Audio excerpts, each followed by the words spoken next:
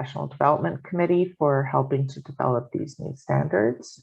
I want to explain a little bit about the purpose of the changes, which is both to provide greater clarity of expectations and support to social workers to enable successful registration, to promote professional competency of registrants, and to enable the college to fulfill its mandate to regulate the profession, to protect the public, especially vulnerable populations that have been historically marginalized and oppressed. And the mandates for these changes come from several places. One is the Nova Scotia Regulated Health Professions Network Continuing Competency Recommendations. So we are part of this Regulated Health Professions Network, and there have been recommendations for changes in how professional development happens, as well as how to increase critical reflection within those training requirements. So one of the changes that you will be seeing in our new Thentia website is when you upload your professional development, you will be asked to think critically about how what you learned is aligned with the changes that you're going to do in your practice. So what are you going to do differently as a result of what you've learned? We also are working to align our professional development requirements with those that are happening within CASW accredited social work curricula. So as CASW is developing new standards, new code of ethics to reflect a commitment to the recommendations of the Truth and Reconciliation Commission, as well as to ensure anti-oppressive practice for social work with marginalized populations. And as Dalhousie and other social work schools across the country are developing new required content for social work educational programs in order to comply with this new understanding of the ways in which social workers have supported and continue to participate in the oppression of historically marginalized populations, we have worked to align our new professional development standards with these recognitions. And also this fulfills our legal mandate as outlined in the Social Workers Act to regulate the practice of social work by protecting the most vulnerable. And since emerging research demonstrates the pervasiveness of unconscious bias and the risk that this can bring to social work practice, the mandatory professional development training and activities are really developed in order to support all of us in examining our beliefs and assumptions, especially when working with individuals who have been historically marginalized, oppressed, or otherwise discriminated against. Of course, the changes are also deeply embedded and arising from our current code of ethics, which we know the new code of ethics will only further reinforce, since the new code of ethics that will hopefully come out in the next year or two are even more explicit in their commitment to anti-racist practice and anti-colonial practice. And all of the changes come from these values of respect for the inherent dignity and worth of people, the pursuit of social justice, the service to humanity, integrity in professional practice, as well as confidentiality and competence. Now, when I'm going to be talking about the different changes, active social workers, just as a reminder of a term, this is every registered social worker, candidate, and provisional registered social worker. Associate social workers are those who are not practicing on parental leave, sick leave, unemployed, or retired. And then first-time members have prorated professional development fees, as well as expectations and everything along that. So the new professional development requirements for active social workers are 40 hours of professional development and 1 hour every year of mandatory training in ethics. And I will go over each of these in greater detail, but the ethics requirement, you will recall, used to be 1 hour in addition to the 40, and it was actually 5 hours every 5 years. And we had a lot of social workers who were questioning does this count as ethics? What is ethics? Because it included a lot of different things, and when did the 5 years? Is it this year? Did I do it 2 years ago? So in order to assist, it's 1 hour every year. Now, if you did 5 hours last year, you're not going to have to begin completing that for another 4 years, right? So we're going to allow you, like if you did 5 hours over the course of 5 years last year, then just submit the proof of what you did when entering that, and that'll accomplish that goal. So you'll only need to do 39 hours.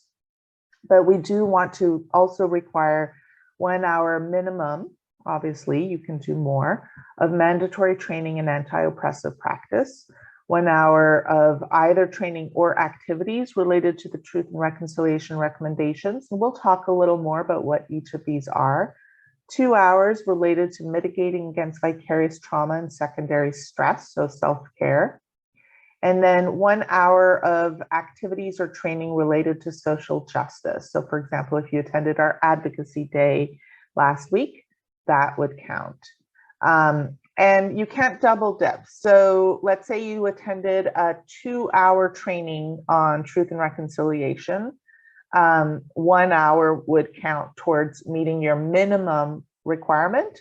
And then the second hour that you attended could be included in your regular professional development. So if you look at this, this might be a little easier. It's a visual of the new required trainings. So we are requiring 1 hour every year of ethics. And in addition to that, 1 hour every year of anti-racist, anti-discriminatory practice, truth and reconciliation, as well as social justice advocacy, because it is in our code of ethics that we engage in advocacy. And so we want to give people credit for that. And then recognizing burnout, compassion fatigue, vicarious trauma, secondary distress, we want to ensure that our members have that opportunity to do that. Now, again, associate social workers, they only need to do 20 hours, and it has to be, but all 6 of the required training have to be done. Now, we are working on offering more training, having it be free for members, and having video recordings available on our website. So that should hopefully make it easier for everyone to accomplish these requirements. So let's go into each of these requirements in greater depth. The ethics training requirement is 1 hour a year. And whereas before, we used to accredit if you wanted to read an article or something along those lines. Now we are requiring formal professional development training. And there's a number of different ethics trainings that have been and are continuing to be developed that are on our website and that ought to be able to count towards this requirement. This is a separate tracking than what you normally are doing. And again, if you already completed your requirements, you are exempt until the year arrives when you've done that. So we will grandfather you in for this, so to speak.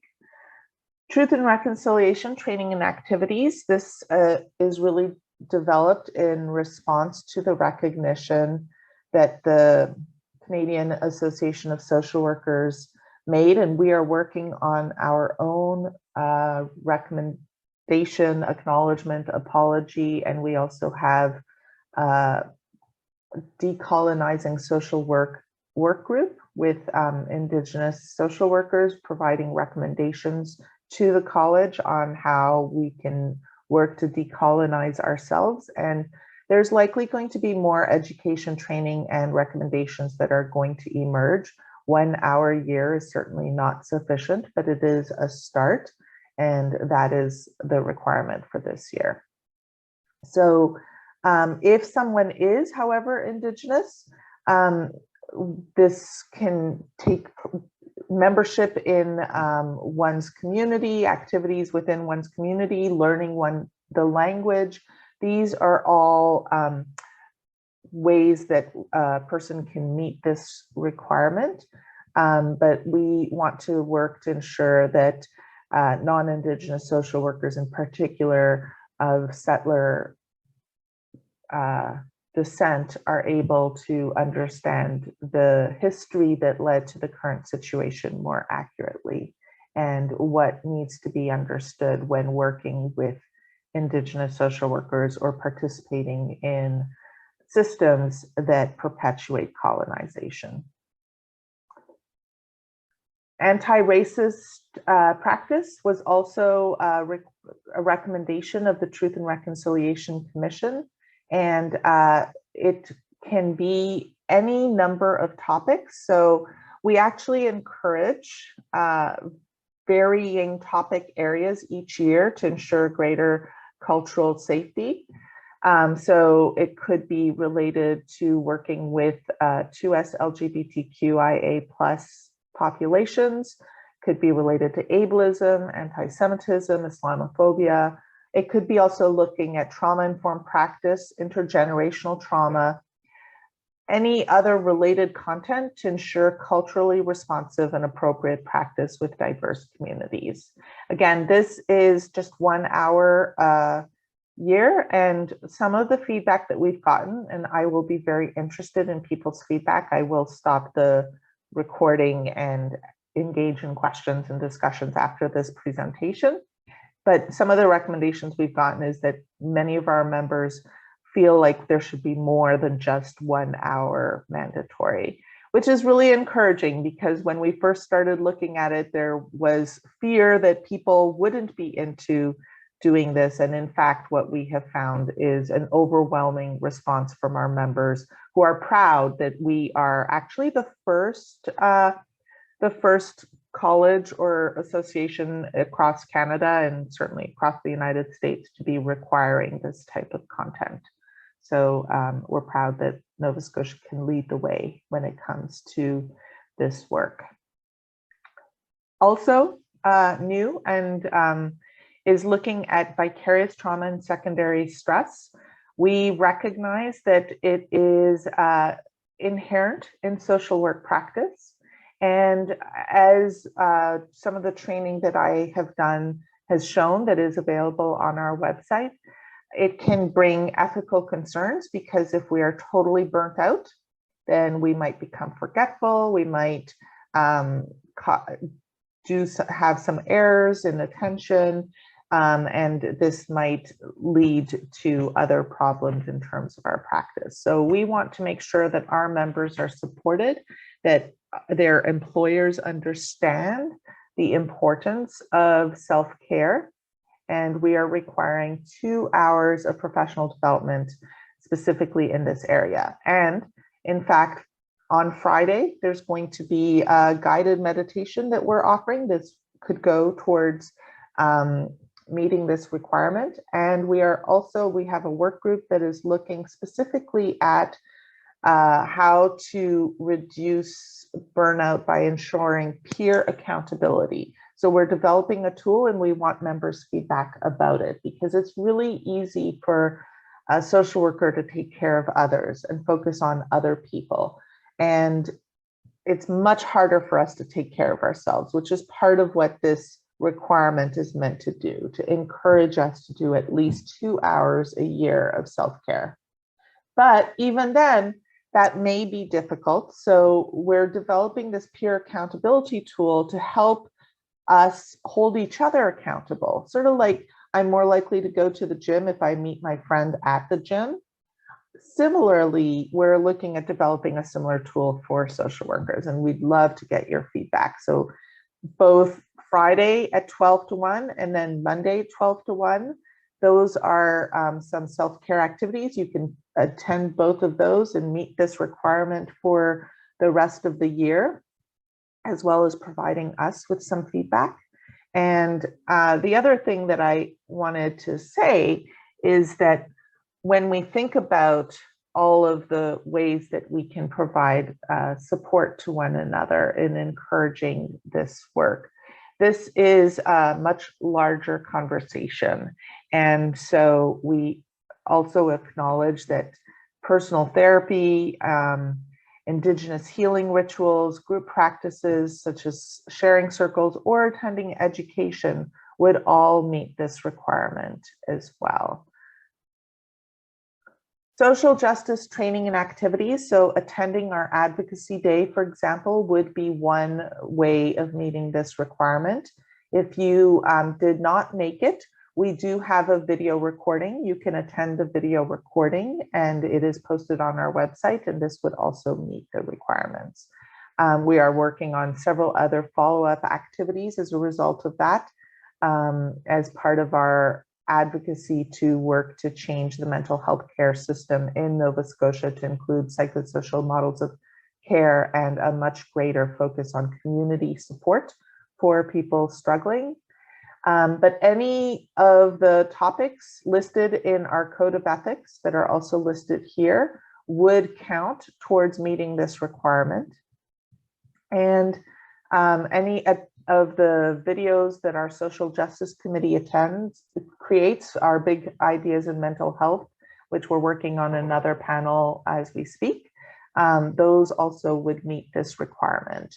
And last but not least, if you are serving in a committee or a board or volunteering, all you need is a letter from that organization proving that you are part of that activity, unless of course it's our own social work organization where we know whether you're serving or not, and that would be enough to submit.